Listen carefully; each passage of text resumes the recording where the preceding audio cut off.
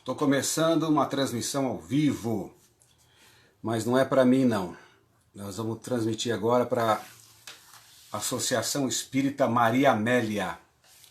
O pessoal da Associação Espírita Maria Amélia, a Giane e a galera aí, se tiver me ouvindo, se já estiverem, como a gente fala na linguagem militar, policial, né, no QAP. Quem trabalha com rádio sabe o que é isso. Está no QAP, já está prestando atenção, está atento, já está do outro lado. Eu aqui estou completamente às cegas. Estou vendo que já tem gente assistindo, mas não sei se estão me ouvindo. Tem jeito de alguém dar alguma notícia? Que eu não estou conseguindo ver aqui, como é que fala? Aqueles comentários, né? Inclusive sobre horário, esse telefone ele não tá, como é que fala? Me mostrando, eu estou virando aqui, vamos ver se muda. Às vezes quando vir, você não pode girar, não pode girar o telefone, viu? Está dizendo aqui, quando eu transmito ao vivo, não pode girar o telefone.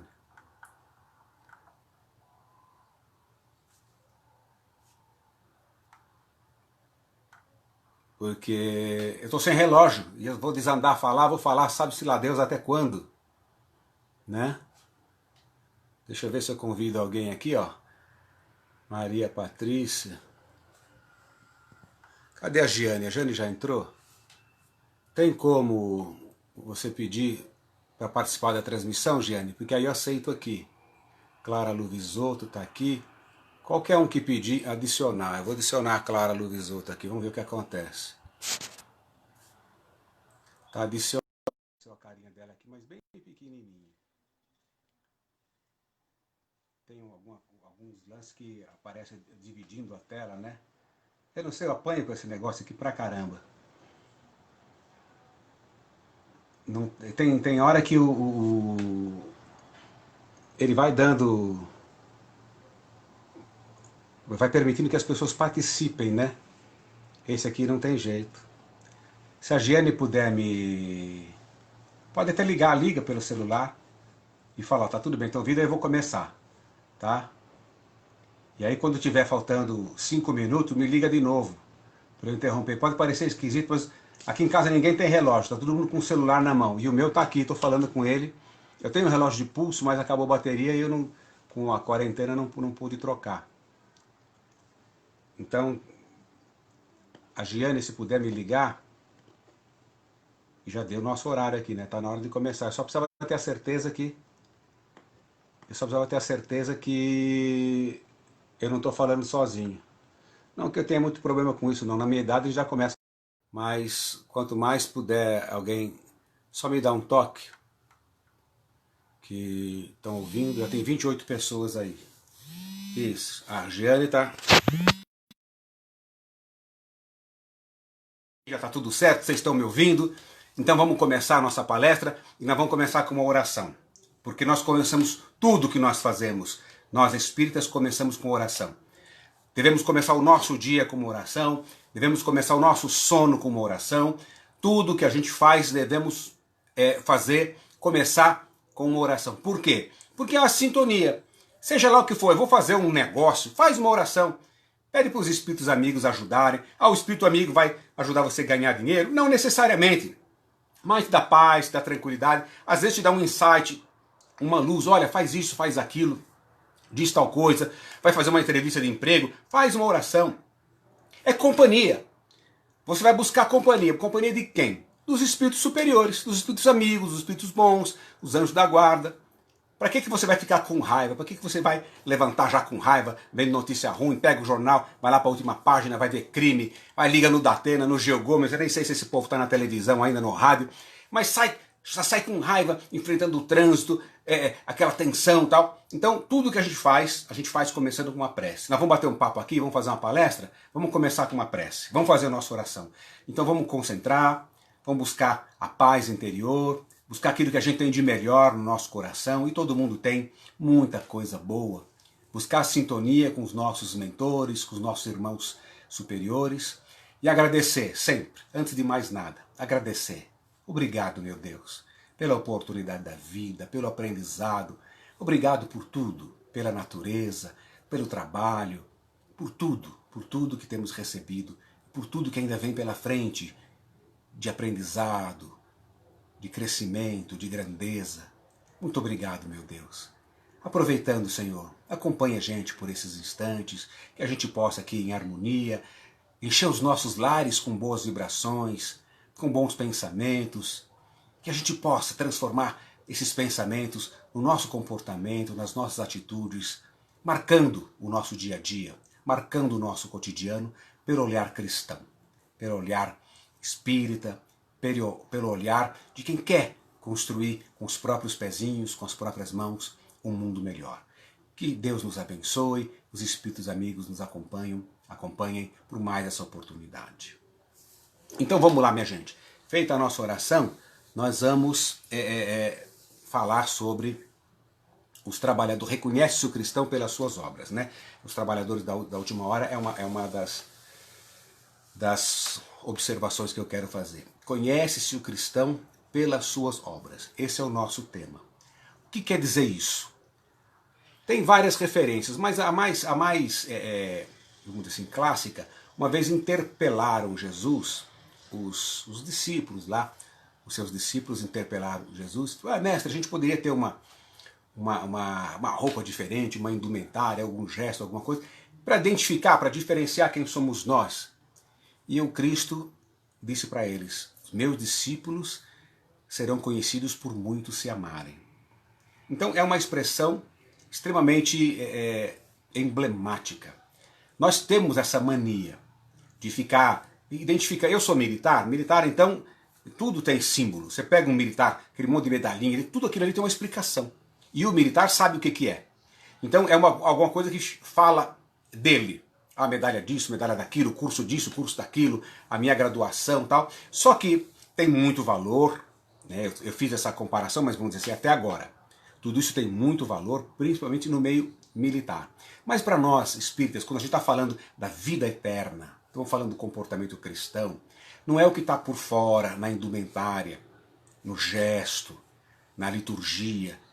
Principalmente para nós espíritas que somos despidos de liturgia, não tem formalidade. Mas você não tem formalidade, mas por que faz prece? Eu já expliquei, a prece é uma sintonia só. Você não precisa fazer, se não quiser. Pode tocar para frente.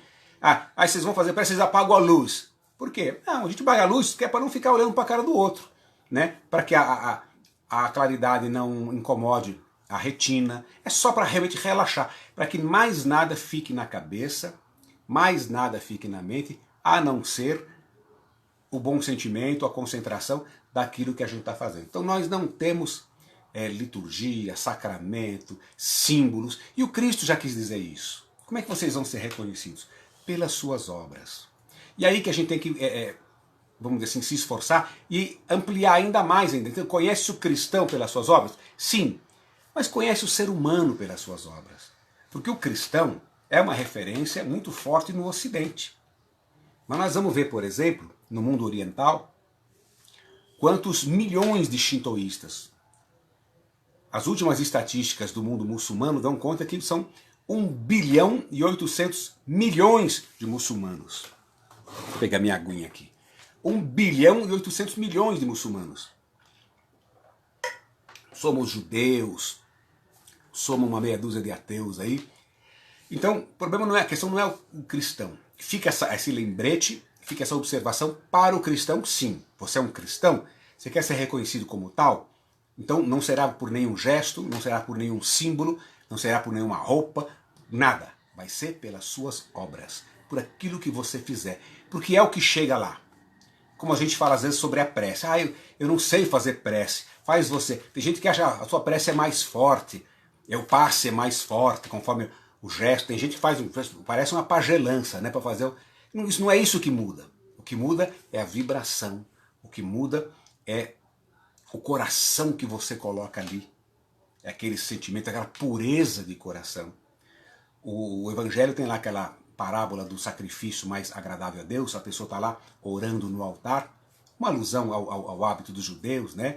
De levar oferenda ao altar, aquela coisa toda. E o mestre fala, vai lá fora, primeiro resolve seu problema com o seu semelhante, perdoa, pede perdão, resolve todas as arestas, alguma coisa contra o seu irmão, aí depois volta. Volta como? De coração puro, de coração leve. Então é esse o recado que chega para Deus, o coração leve. Em nome do que você faz, quer dizer nada, quer dizer nada. Nós ainda, espíritas, não espíritas, espíritos imperfeitos na nossa caminhadinha aqui, nós ainda precisamos de uma metodologia. Porque você fala, tem muita gente que usa isso como pretexto, né?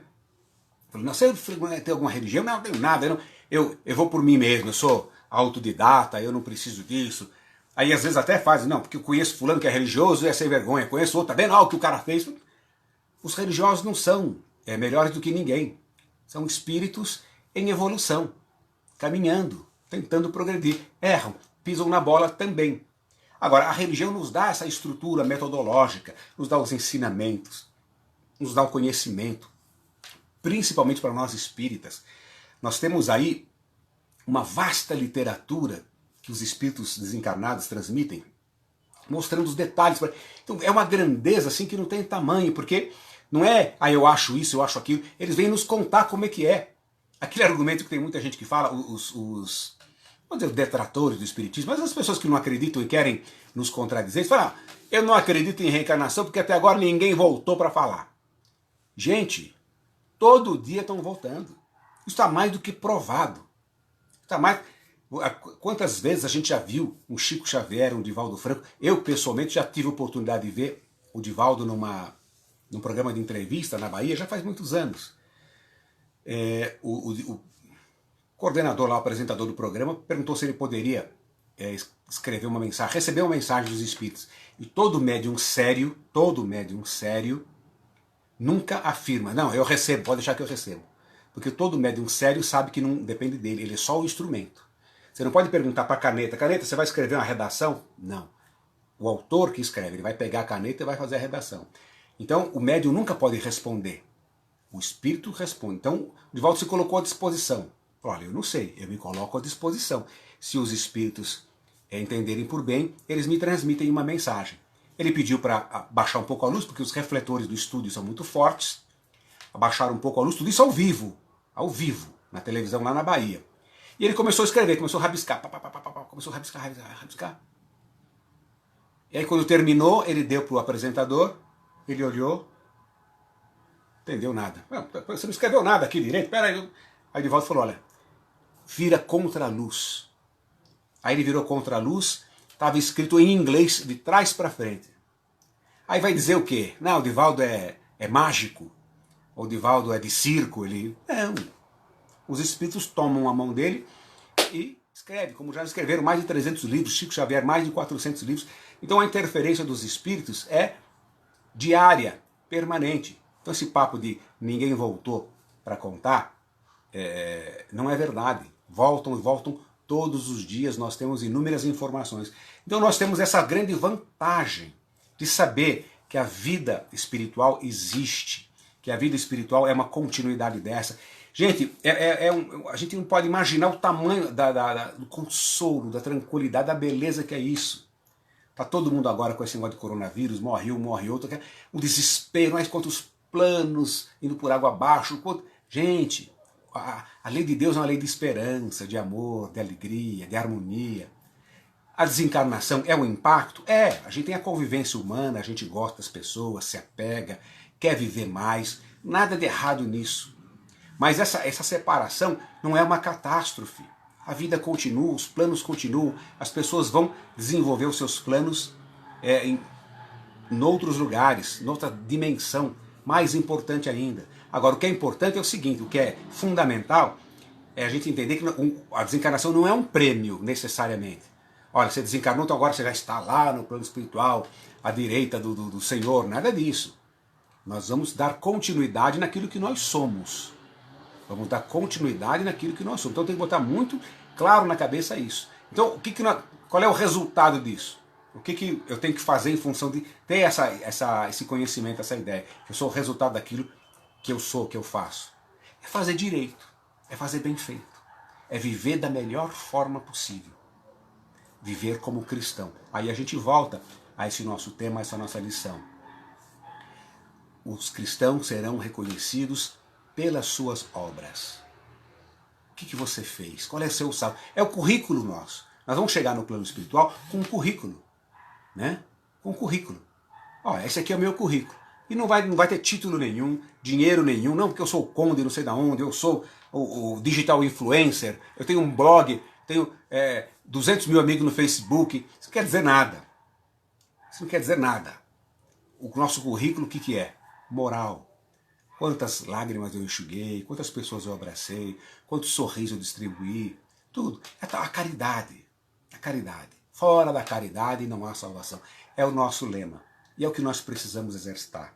E não é difícil, é um exercício. É um exercício. Primeiro tem que colocar na cabeça que é esse o caminho. Porque se a gente não se convencer, esquece. Vai ser sempre uma coisa dolorosa. Eita, hoje eu vou ter que... Eita, lá vem aquele chato de novo. Primeiro tem que me convencer. É isso. É isso, a vida é isso, o caminho é esse. Eu posso viver bem? Posso. Eu posso ter meu carrinho, posso ter meu lazer, posso viajar, posso ir no restaurante? Posso. Tenho dinheiro? Pode. Tem tempo? Vai. Agora, não é só isso. Não é só isso. Principalmente o coração. O coração tem que estar aberto, tolerante. Aberto a todo mundo, à compreensão, ao perdão, ao amor. O amor é um exercício, nós vamos chegar lá. É um exercício, você não consegue de uma hora para outra, não. Eu não sei se eu contei para vocês aqui uma vez, eu fui numa palestra, um orador muito entusiasmado, ele falou assim, olha, vocês estão aí, falam de amor e tal, olha para a pessoa do seu lado. Aí eu olhei, o cidadão, nunca tinha visto na minha vida, abraça o cidadão. Eu falei, bom, vamos lá, né? Abracei o cidadão. Agora fala para ele que você o ama. Vai me desculpar, eu vou falar, eu te amo, nunca te vi, como é que te amo? Né? Então não é assim, eu vou sair amando todo mundo. Mas eu vou me exercitar e saber que são nossos irmãos. O Evangelho é muito claro nesse sentido. Está lá no capítulo 11, ama ao próximo como a si mesmo. Mas como é que eu consigo? Eu nem conheço. Como é que eu vou amar o cara que está lá em Singapura? Calma. Calma. Vai exercitando com as pessoas que estão do seu lado. Quem são os próximos? Amar o próximo como a si mesmo. Próximo é o próximo mais próximo. Por isso a gente tem a metodologia da família. Então você começa ali amando a sua família, os agregados, os seus amigos, os funcionários, os tais invisíveis, que as pessoas tanto falam, às vezes com viés ideológico, seja lá como for, mas são pessoas que a gente passa e não percebe. Você passa por uma portaria de prédio, lá dentro agora tem um cara lá dentro. Ele abre, você entra, então não custa nada. É meio esquisito, porque normalmente tudo é vidro espelhado, né? Você fica meio com cara de bobo, parece que você está falando tchau para você mesmo. Bom dia, boa tarde, às vezes não está nem olhando para você. Mas tem um ser humano lá dentro, uma faxineira, um faxineiro, onde você está passando, às vezes está varrendo, se desvia e tal. Oh, e aí, beleza? Bom dia. Oh, tá ficando limpo, tá ficando cheiroso, bacana. Pequenos gestos. E vai, são exercícios. A gente vai exercitando. E tudo que a gente exercita, a gente fica bom.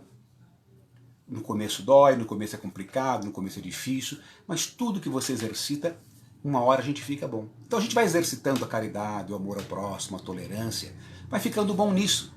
Então, quando a pessoa vem e fala para você, você viu fulano fez não sei o quê? Não, veja bem, tadinho, ele, puxa vida, ele não percebeu, foi sem querer, aqui sem querer nada. Não, foi ele não ter essa intenção. É sempre ter o lado bom. Sempre olhar o lado bom. Mesmo que a intenção da pessoa, o gesto, não tenha sido bom. Mas para nós tem que ser. Nós temos que receber dessa forma. Primeiro que vai doer menos, não vai atingir. Uma calúnia, por exemplo, a pessoa te caluniou. Tá. Se você colocar na sua cabeça, olha, eu não sou o que a pessoa falou. E ele é um infeliz. Porque ele tem essa amargura, ele precisa mentir para se sentir importante, para me atingir. Não vai me atingir. Não vou permitir que ele me atinja. Eu não posso permitir que as coisas de fora me atinjam. Eu preciso ter essa proteção interior, de dentro, de coração, de paz, para não permitir que as coisas de fora me atinjam. Tudo isso faz parte do coração, do comportamento do cristão. São pequenas coisas, coisas simples. Não adianta, às vezes a gente fica, não, eu quero salvar o mundo, eu quero isso, eu quero... Vai devagarinho, passo a passo, aquilo que está ao seu alcance, faz aquilo que você pode e assimila. Não faz de volta atrás, não fica fazendo efeito sanfona que nem a gente faz com regime, né? Engordando, emagrecendo. Não, dá um passo a mais de tolerância, de fraternidade, de perdão. Então verifica no meio, na família, quantas e quantas famílias, espíritas inclusive, que brigam entre irmãos, não se falam mais. Vai lá, tenta abraçar. Não, mas eu vou, ele não vai me receber, não tem problema dele. Vai lá. Ah, mas eu vou me humilhar. Não, isso não é humilhação. Olha lá o Evangelho. Aquele que se rebaixar, esse será elevado. Não espera do outro. Não espera partir do outro. Eu sei que dói. Coisa simples. Você cumprimentar uma pessoa que não te cumprimenta num elevador. Eu moro em prédio. Eu fui síndico 15 anos. Você se desgasta com um ou com o outro, tem que tomar algumas medidas, muito embora tenha sido um síndico até que bacana, né? Tanto é que ninguém fica 15 anos se desagrada todo mundo, né? Mas de vez em quando, por uma medida ou outra, você desagrada. Então tem gente que entra no elevador e até hoje não me cumprimenta. Mas eu faço questão de cumprimentar. Incomoda, incomoda. Você cumprimentar a pessoa não responder. Mas é um exercício que eu faço. Porque se eu vou simplesmente reagir da mesma forma, eu estou igualado. Se eu só consigo cumprimentar aquele que me cumprimenta, se eu só consigo sorrir para aquele que sorri para mim, eu não estou ganhando muita coisa. Estou fazendo uma obrigação social, isso qualquer pessoa faz. Pode ir em qualquer penitenciária lá, o cara entra numa cela, ele cumprimenta, o pessoal cumprimenta, e está tudo certo. Tem mérito nisso. O mérito é justamente você sorrir para aquela pessoa que faz cara feia para você. Esse é o mérito. E no começo pode doer, depois não. Depois começa a doer nele, viu? Pode até fazer por vingança. Depois começa a doer nele. Eu tenho, há muitos anos mesmo, adolescente, eu tenho 14, 15 anos, eu estou com 61, um rapaz quis me bater.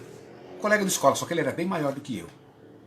E eu, não porque eu sou cristão, espírita, nada disso, porque eu era muito pequeno mesmo, eu ia tomar uma surra que não ia ter tamanho, né? Então eu não reagi. Ele foi, me empurrou, me ofendeu, e foi me empurrando, me provocando para eu brigar. Eu falei, eu sou doido, vou brigar com esse cara, vai me detonar aqui, né? Não movi uma palha. E ele desistiu, foi embora. Passou uns 15 dias, ele veio, me procurou, me pediu desculpa, a gente se abraçou.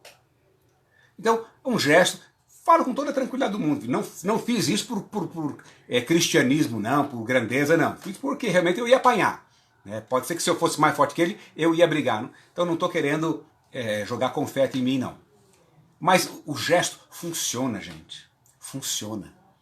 Porque depois daquilo ele percebeu, puxa vida, não foi legal, não foi uma atitude boa. Então vamos exercitar isso no trânsito. A pessoa dá uma fechada, sorri, não, tudo bem, fica tranquilo, fica em paz. Não precisa xingar, botar a mão na buzina. Então são pequenas coisinhas que mudam o nosso comportamento, mudam o nosso dia a dia. Esse é o comportamento cristão. As pessoas aos poucos vão percebendo. Você começa a falar palavrão, começa a contar piada suja, aí chega o cristão e muda de assunto, ele não gosta. Olha que bacana. Você começa, mais um pouco, as pessoas começam a mudar a postura, mudar o comportamento. Então você, não, eu preciso me entrosar, tal. Aí você se iguala por baixo para se entrosar. Então, no começo, pode incomodar. Puxa, eu queria tanto estar entrosado lá no meio daquelas piadas, tudo. Vai devagarinho, vai mostrando que você é um cristão, que você tem outra postura, que você quer manter o padrão de vibração diferente, não fala mal dos outros, não conta piada suja. Piada suja não é puritanismo. Baixa o nível de frequência, lógico. Baixa a vibração. Que tipo de espírito que está ali? Tenta imaginar um show do Costinha, por exemplo. A gente dá risada, nós somos seres humanos, mas você pagar o ingresso para ir num show de um cara para ouvir obscenidade de ponta a ponta. O Costinha já desencarnou, né? Mas falei porque é coisa da idade. Hoje em dia tem esses stand-up aí que são absurdos também, né? Absurdos. É uma coisa assim, uma baixaria. De vez em quando você escuta algum pelo Facebook, pelo WhatsApp, uma baixaria danada. O que pode sair de boa? Que tipo de espírito estão ali? Então faz uma comparação, uma palestra num centro espírita e com um ambiente desse. Que tipo de espírito está ali? Então, que tipo de companhia que eu quero? Essa tal da vigilância, quando o Evangelho fala, né? Vigiar e orar e vigiar. É isso, orar, manter a sintonia, e a vigilância com a postura, com o comportamento. Independente de ser espírita, de ser cristão, isso muda a nossa vida. Muda.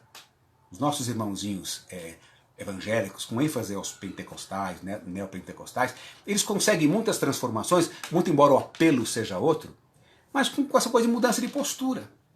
Porque para Deus, aquilo que eu falei no começo, não importa, você deu dinheiro para o bispo, então isso não chega para Deus. O que chega para Deus é a tua intenção. Se você chega lá, puxa, e eles têm muitos episódios de cura de drogado, o drogado abandona as drogas, o álcool, na cadeia. Eles fazem um trabalho de recuperação de presos muito grande.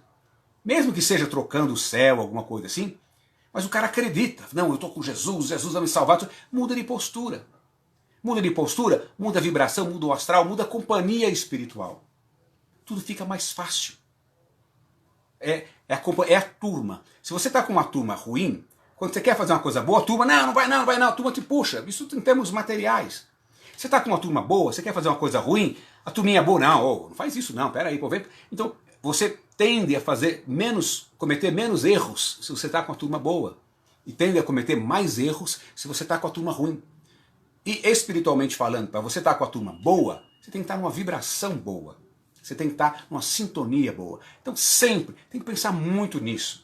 A gente tem que enfiar uma anteninha na cabeça, que nem um unicórnio, assim, e olhar, cada vez que você olhar para o espelho, você perceber, você fazer de conta, né?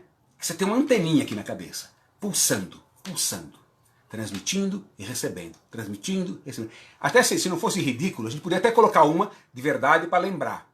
Vai pagar vexame na rua, né? Mas tem que tentar lembrar disso. Então, cada vez que você tiver um pensamento ruim, saiba, a tua anteninha está mandando pensamento ruim e está recebendo de volta a vibração dos espíritos ruins que estão à sua volta. Então é matemático. Vamos pensar nisso, na nossa postura, no nosso comportamento, no nosso dia a dia, que é isso que determina o que vai acontecer conosco e é isso que vai formando o nosso caráter. A nossa conduta vai se pautando por isso. Chega uma hora, virou natural. A pessoa te ofendeu, você não revidou. Pô, você tem sangue de barata, você não revida? Não tem sangue de barata não, ao contrário. Tem que ter muito mais coragem, muito mais força. Revidar qualquer um revida. Qualquer animal, você cutuca lá um cavalo, dá um coice, você pisa no pé de um cachorro, ele te morde. Precisa ter coragem para não revidar, para sorrir quando uma pessoa te apedreja, quando uma pessoa te ofende. Tem que ser forte, a força está aí. O resto é instinto. Você reagir, você querer se vingar, isso qualquer um faz. Qualquer um faz. O que é difícil e nós precisamos treinar e nos sentir bem é resistindo, perdoando, sorrindo. Sendo aquela pessoa simpática, ser agradável. Quando você chega, chegou um cara bacana, chegou um cara que tem sempre uma boa visão, uma boa posição, que sempre vê as pessoas pelo lado bom. Isso muda o seu astral, muda o ambiente. Muda tudo. Muda o planeta? Muda. É romantismo demais? Não, é aquela expressão do Gandhi, né? Quando um homem se levanta, a humanidade toda se ergue um pouquinho com ele. Então aí as ondas gravitacionais comprovadas pela ciência, uma borboletinha batendo a asa em qualquer lugar, ela vai refletir do outro lado do mundo. Então, tudo isso funciona numa grande harmonia, independente da sua religião. Tem um exemplo muito legal. É um livro. Agora tem muita gente que está tendo um pouquinho mais de oportunidade de ler. O livro chama A Queda. É um livro do Diogo Mainardi. É o exemplo de um pai, memória de um pai em 424 passos. A Queda. Memória de um pai em 424 passos. Diogo Mainardi. Diogo Mainardi é um jornalista. Não vou entrar no mérito se é bom, se não é, se é de esquerda, se é de direita. Não é isso. Por que eu estou trazendo o Diogo Mainardi? O Diogo Mainardi teve um filho com paralisia cerebral. Ele foi, a esposa foi dar à luz na Itália, em Veneza, e segundo ele, por um erro médico, o menino ficou um tempo sem oxigênio e ficou com paralisia cerebral. E esses 424 passos foram o maior exercício que o menino fez. A maior distância que ele conseguiu caminhar foram 424 passos, depois de muito exercício, muita fisioterapia e tal. Então, ele pegou esse momento e colocou como título do livro. E numa das partes do livro, ele diz assim, ele é ateu, por isso que eu estou trazendo o Diogo Mainardi para a questão. O Diogo Mainardi é ateu convicto. Ele fala, se Deus quis me castigar, me dando o Tito é o filho dele. Porque muitas pessoas podem ver por esse olhar, nós espíritas mesmo. Se você vê lá uma pessoa com um filho com paralisia cerebral, imediatamente na nossa mente, o que será que fez na encarnação passada? Nossa, o que será? Deve ser a reencarnação de uma pessoa muito ruim. E a família também, tá todo mundo enredado na mesma trama de castigo. Então a gente tem muita mania de enxergar tudo que atinge o corpo, a carne, como castigo. Então você não tem dinheiro? Castigo. Você está doente? Castigo. Gente, o corpo é passageiro. O corpo é passageiro. Nem tudo que acontece de ruim para o corpo é castigo. Porque é ruim para o corpo na nossa visão materialista. No mundo como a gente vive, no mundo consumista ao extremo, materialista, imediatista, você não ter dinheiro? Ah, é castigo. É castigo. Eu queria ter dinheiro, queria ter um barco, queria ter um carrão, queria ter isso. É castigo. Não é. Não é. Mesmo a saúde. Mesmo a saúde. Olha, castigo, você está doente? Não. Vou dizer que é uma coisa bacana? Não. Mas pode ser uma experiência de crescimento, de aprendizado. De repente você pediu. Você tem algum cacuete, algum hábito, incidiu em alguma questão não muito correta, lá no plano espiritual, ajudando os espíritos a programarem a sua reencarnação, você falou, olha, deixa eu reencarnar com uma certa dificuldade respiratória, deixa eu reencarnar com uma certa dificuldade cardíaca, porque eu preciso maneirar, eu preciso tomar meus cuidados, eu abusei muito, sei lá. Essa visão de castigo que a gente precisa tirar da cabeça, tá todo mundo sendo castigado. Então, o Diogo Mainardi teve esse filho com paralisia cerebral, e no livro dele ele fala, se Deus quis me castigar me dando o título, Deus se enganou. Deus perdeu a viagem, porque o título é a coisa que eu mais amo na vida. O título transformou minha vida, o título trouxe felicidade, trouxe alegria, trouxe um sentido para a minha vida. Vejam que bonito. Uma situação que muitas pessoas se destroçariam, se acabariam.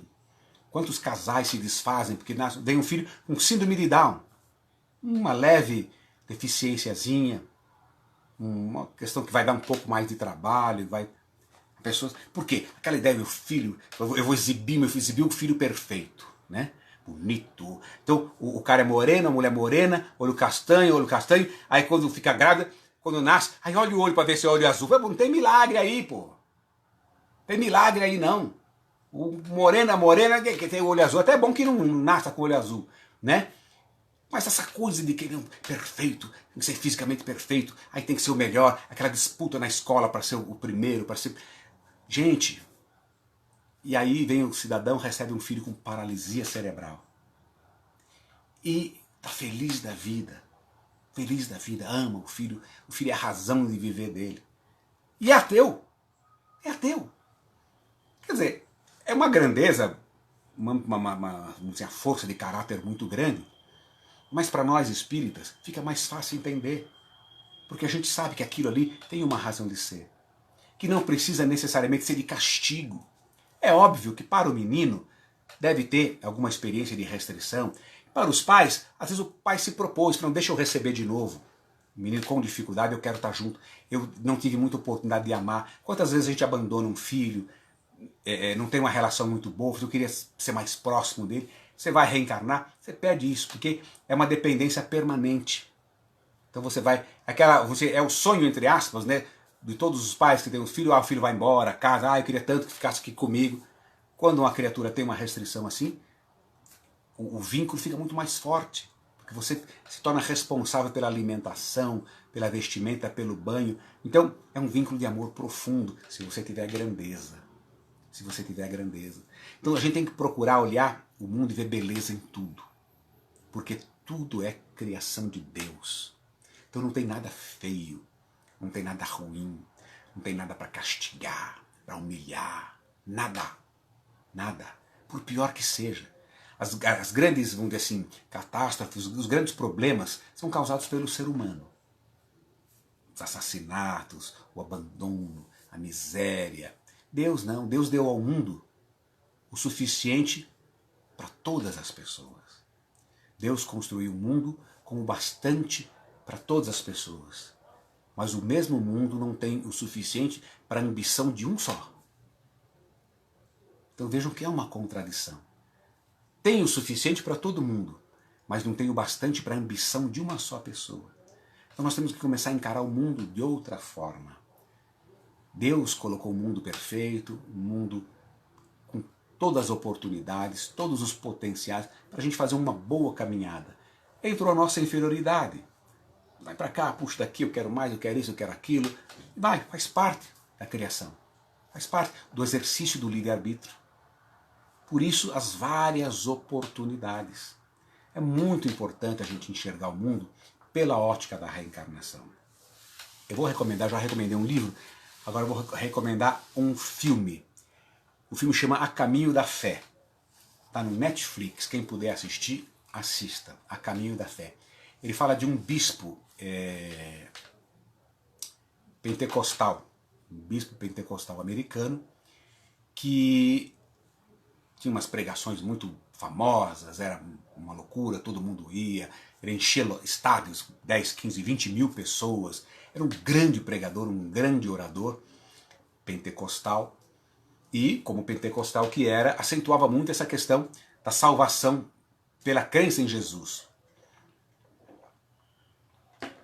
E o outro lado, a condenação ao inferno para quem não acreditasse em Jesus. E ele, muito estudioso, começou a estudar bastante e começou a estudar os evangelhos nas línguas originais, no grego, no aramaico, e começou a entender que o evangelho era mais um livro de homens sobre Deus, e não a palavra de Deus, que é como nossos irmãozinhos evangélicos se referem. Eles se referem à Bíblia como a palavra de Deus. E ele estudando, ele percebeu que não era a palavra de Deus, mas era a palavra de homens sobre Deus. É inconcebível para nós. Deus escreveu como? A Deus ditou. Quer dizer, são coisas que para nós espíritas não tem mais, vamos dizer assim, propósito parar sobre isso. Então, a Bíblia não é a palavra de Deus, mas a palavra de homens acerca de Deus, dos ensinamentos dos profetas, dessa inspiração toda. E ele ficou matutando isso aí. Ficou pensando nisso e tal. E aí ele falou, puxa vida, mas ele encontrou vários argumentos nos evangelhos falando que Deus não ia abandonar ninguém. Ninguém ia ser abandonado por Deus. E nós temos uma expressão muito clássica no nosso meio espíritas. Nenhuma ovelha se perderá do meu rebanho. Isso é uma expressão clássica do Cristo. Nenhuma ovelha se perderá. Não deixa margem à dúvida. Onde é que está a dúvida? Nenhuma ovelha se perderá do meu rebanho. Como dá para ter dúvida? Mas nenhuma. E aqueles foram para o inferno? Já não é nenhuma. Se é nenhuma, é nenhuma. Então o inferno morre aí. Só nessa frase. Tem um monte de outros argumentos. Mas o inferno morre nessa frase. Nenhuma ovelha. Como é que o Cristo ia falar um negócio desse? Tenta imaginar, conhecendo o ser humano como a gente conhece, e a nós mesmos, tenta imaginar quanta gente deveria estar queimando no inferno. Então esse negócio de nenhuma ovelha se perde. Vocês acham, por exemplo, que uma pessoa, no momento que nós estamos vivendo hoje, uma pessoa que superfatura respirador, vende respirador fajuto, vende remédio falsificado para ganhar dinheiro, uma pessoa dessa vai para onde? Vai para o céu. Então, vai queimar no inferno? Então, se a gente aceitasse o inferno, gente, o que ia ter de gente esse inferno tem que ser muito grande. Então, o bispo Carlson, ele começou a analisar isso. Não, ele falou, nenhuma vai, ninguém se perde. O sacrifício de Jesus, a palavra do Cristo, o sangue de Jesus, salva todo mundo. Então, todo mundo será salvo. É a mesma visão que nós temos, com um pequeno detalhe, que ele, por ser pentecostal, não avançou nesse ponto. Nós cremos da mesma forma, ninguém se perderá, ninguém vai para o inferno. O inferno não existe, que é o que aconteceu com ele. A conclusão que ele chegou, o inferno não existe. Todos serão salvos. Só que para ele, é tudo nessa vida só. Para nós espíritas, não. Todos seremos salvos. Mas essa salvação é uma construção pessoal, de esforço, de trabalho, de empenho. É patrimônio de cada um. Todos chegarão lá, todos chegarão. O que muda então? O tempo. Uns vão primeiro, outros vão depois, mas todos vão. Todos vão aprender. Não tem como falar, eu resolvi ser ruim, eu não vou evoluir. Vai, porque a vida vai se encarregar de te colocar numa situação que inexoravelmente você vai ter que evoluir. Inexoravelmente você vai ter que evoluir. vai nascer em condições que você vai ser obrigado a trabalhar, vai ser obrigado a ajudar. Não tem como. A vida vai saber dobrar essa arrogância desses que falam, eu não me arrependo de nada. Vai, a vida se encarrega. Mas muitas vezes a gente vê aqui, né? Muitas vezes, mas nem sempre não. Por isso a visão da reencarnação é importante. Então, a nossa visão é a mesma. Nenhuma ovelha se perderá do rebanho, ninguém vai para o inferno, todos, entre aspas, serão salvos. A diferença é de tempo. Para a visão do bispo Carlson, é nessa vida. Aceitou Jesus, entende? Pode ser um traficante, criminoso, corrupto, pode ser o que for. A gente não aceita isso. Você não pode ter um céu cheio de bandido, cheio de corrupto. Não pode. Não sei, seria uma vergonha. Vocês imaginam? Não para nós, que nós não somos assim tão evoluídos a ponto de chocar. Mas vocês imaginam um Francisco de Assis chegar do lado de um sem vergonha, de um quadrilheiro, de um assassino, de um corrupto? E aí, não, estamos tudo aqui salvo. Oh, faça-me um favor. Faça-me um favor. Não cabe, não cabe. Então, nós vamos chegar lá. Devagarinho, encarnação a encarnação, passo a passo, step by step, né? Degrau a degrau, nós vamos chegar lá. E esse bispo, ele foi excomungado da igreja dele, né? E nesse processo, depois ele montou uma igreja, hoje tem atividade até hoje, né? Uma igreja que, vamos dizer assim, o pessoal aceita essa visão dele, que não existe inferno e tal. O filme é interessante, o filme é legalzinho. E no processo, isso no filme narra bem, no processo de expulsão dele, digamos assim, da igreja, ele é negro, a igreja é a igreja de matriz, não matriz africana, né? É a igreja dos afro-americanos, a igreja evangélica dos afro-americanos. E lá no meio deles, eles tinham uma espécie de um tribunal, digamos assim, né? E o ancião, o responsável lá, fazendo a inquisição, né? Perguntando, interrogando e tal, ele uma hora chegou para ele, para esse pastor mais antigo lá, o ancião, e falou para ele, irmão, você tem alguém no inferno? Você tem algum parente no inferno? E o sábio lá, o mais antigo, ele pensou um pouco e falou, eu tenho meu pai. Meu pai está no inferno. Seu pai está no inferno, né? Mas há quanto tempo seu pai está no inferno? Ah, meu pai, são 11 anos que ele morreu, faz 11 anos que meu pai está no inferno. Mas por quê? Ah, meu pai, final da vida, ele bebia muito, batia na minha mãe, batia na gente, queria nem saber de Cristo, de religião, de nada. Então está no inferno há 11 anos. E ele falou assim para o ancião, mas irmão, se você pudesse, você tirava o seu pai do inferno? Aí ele ficou assim pensando, já antecipou a contradição, né? Se você pudesse, você tirava o seu pai do inferno? Ele falou, se eu pudesse, eu tirava. Então, que Deus é esse?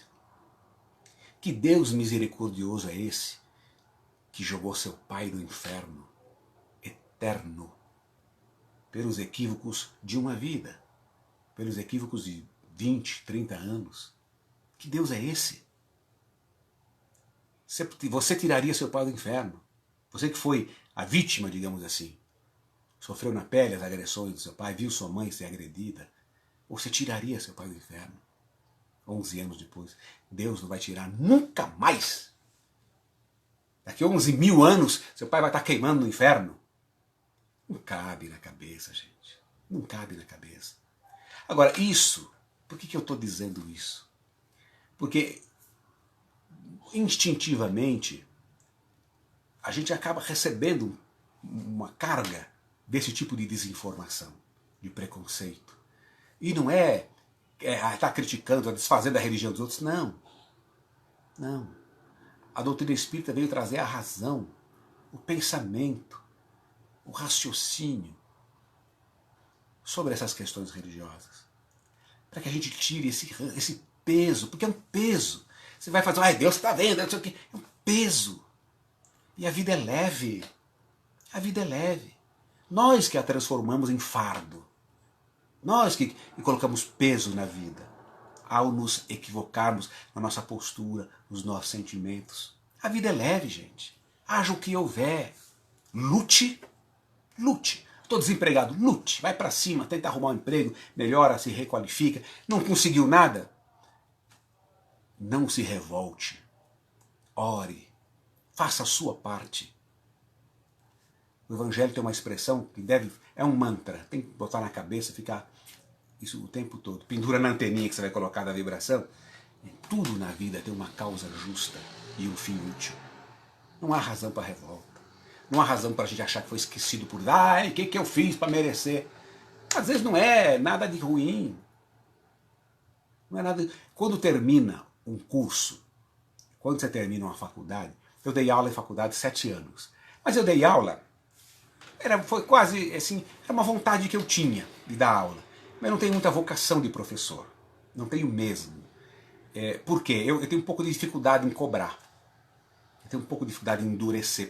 Incrível que pareça, você é militar, mas o regime militar a coisa é mais clara. Então, para mim, não tive problema nenhum. Eu tenho um pouco de dificuldade de cobrar. E por que eu estou falando isso? Então, fui professor por 7 anos numa universidade aqui em Santo André e nunca fui homenageado. Nunca fui escolhido para ser paraninfo, nunca. E eu via, às vezes, aqueles professores com a fama de durão, né? Com a fama de durões, né? Os professores com a fama de durões, com a fama de austeros. Eles eram chamados para ser paraninfos, para serem homenageados. E é esse o caminho. Então, quando você está lá ingenuamente, com pouca maturidade, você acha que o professor bonzinho, o bom professor, é aquele que deixa você sair mais cedo, que deixa você ficar no WhatsApp durante a aula, que deixa você vender natura, vender sanduíche natural no meio da aula, né? Eu tinha isso, né? Era difícil, viu? Uma sala com 90 alunos. Então, esse é o professor bonzinho, ele pode fazer o que quiser, ele não liga, a prova dele é fácil, ele ajuda, esse é o professor bonzinho. E o que você aprende com o professor bonzinho? Se você tiver maturidade, você aprende. Eu tive excelentes alunos. Alunos que no curso de Direito, já no 5º ano, sem se formar, já passaram na OAB, excelentes alunos. Mas ele era bom. Eles eram bons. Porque eu não, vamos dizer assim, eu não instiguei como poderia. Agora, aquele professor mau, entre aspas, mau para o aluno, aquele que faz o aluno chorar em cima dos livros, vai estudar, vai passar a noite estudando, não vai sair de sábado porque vai estudar, é esse que está te ajudando. Porque é esse que está fazendo com que você adquira conhecimento. Aquele que te apavora na prova, então você sabe, eu tenho que ir para essa prova preparado, porque não vai ter moleza. Agora aquele que você sabe, não, ele faz a provinha tranquilo, não precisa nem estudar, porque chega lá na hora, é teste, é coisinha simples. Assim é a vida. Deus é o bom professor. É o professor austero, severo, mas que nos ama e quer o nosso progresso, quer o nosso crescimento, quer o nosso aprendizado. E para crescer, para progredir, para aprender, precisa passar por algum tipo de aperto. Na moleza ninguém aprende nada. Deitado, ninguém aprende nada, ninguém progride, ninguém conquista nada. Nós precisamos de esforço, de empenho. Isso não quer dizer necessariamente lamúria, sofrimento. O problema tem o tamanho que nós damos a ele. Diogo Mainardi está criando um filho com paralisia cerebral feliz da vida. Algumas pessoas têm um filho com o cabelo um pouco enrolado e não sabem o que fazer. Acho que é a pior desgraça do mundo. Não tem olho azul, tem pé grande, narigudo. O problema é ter o tamanho que nós damos para ele. Eu falo bem por mim, porque dá para reparar, por exemplo, o tamanho da minha boca. Tem um trauma danado. Né? O trauma era um dos maiores problemas da minha vida da infância, é o tamanho da boca. Né? Depois eu acostumei com ela, comecei a falar bastante, não tem problema nenhum. Mas tem quanta bobagem. Depois que você cresce, você não está nem aí, você acaba tendo orgulho. Tá mais nem aí, está mais nem um pouco preocupado. Depois que adquire maturidade. Então nós precisamos adquirir maturidade espiritual para entender o que realmente tem valor.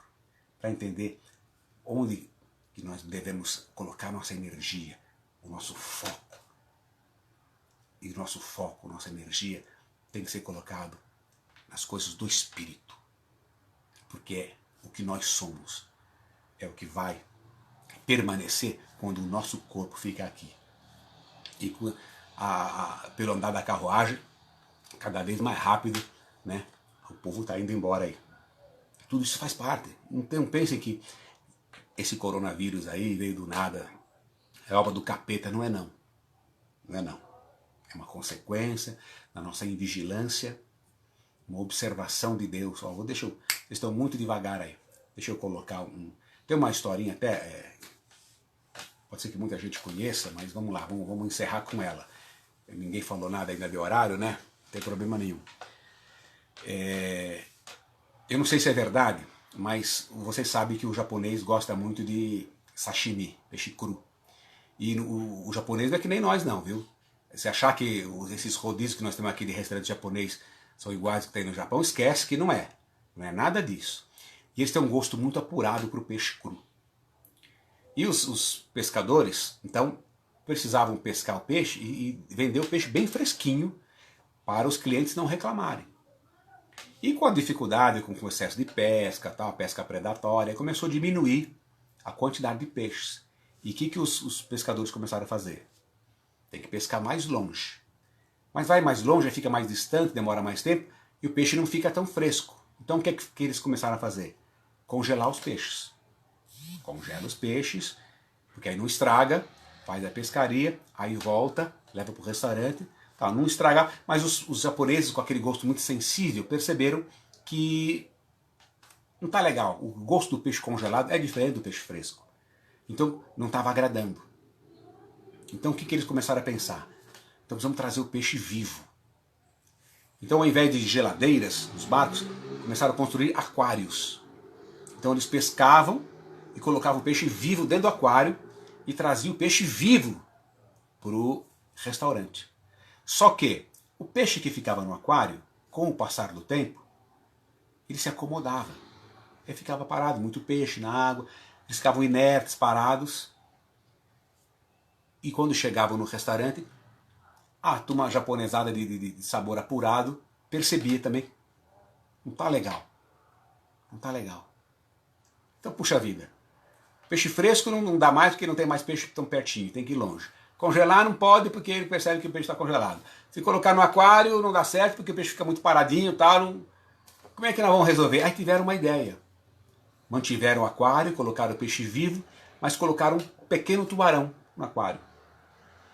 E esse tubarão começou a comer os peixes. Como ele era pequeno, então ele não prejudicava, digamos assim, o conjunto da pescaria. Mas ele incomodava os peixes, ele assustava os peixes. Então já está aqui meus 5 minutos, nós estamos encerrando. Ele incomodava os peixes. Porque o tubarãozinho ele ia comer lá meia dúzia, mas ninguém queria ser essa meia dúzia, né? Nenhum peixe queria ser essa meia dúzia. Então os peixes começaram a correr e se agitar. E aí quando chegava no restaurante, o peixe estava vivo, fresco e agitadinho. E aí, de acordo no padrão do sabor que os japoneses exigentes queriam.